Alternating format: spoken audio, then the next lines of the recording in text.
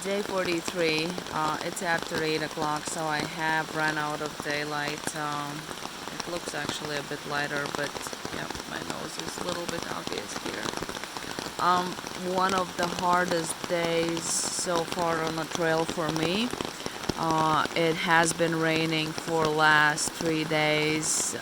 Today rained pretty much all day, and I had the plan to go 10 miles and then assess if I can go 19.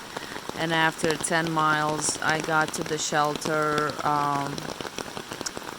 It was a little bit after 2 p.m. and technically I could be going to the shelter 19 miles away, but I knew I had no mental capacity for that, just because constantly going in the rain, it's all slippery, rocks and puddles and wet feet, and my feet started rubbing, and I'm feeling like that I have a few hot spots that the blisters might form just because my feet have been wet for 3 days, and every morning I put on wet socks and put on wet boots.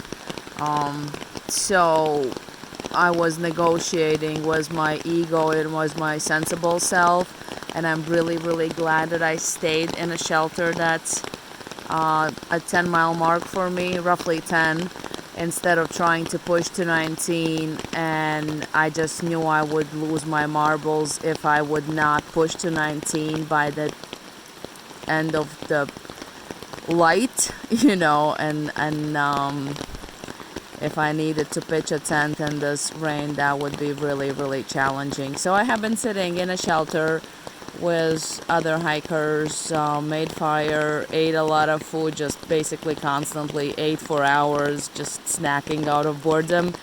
And we'll see what tomorrow is, but the forecast is pretty much rain, rain, rain, rain, rain, and I need to monitor my feet. I'm probably gonna put some moleskins in tomorrow.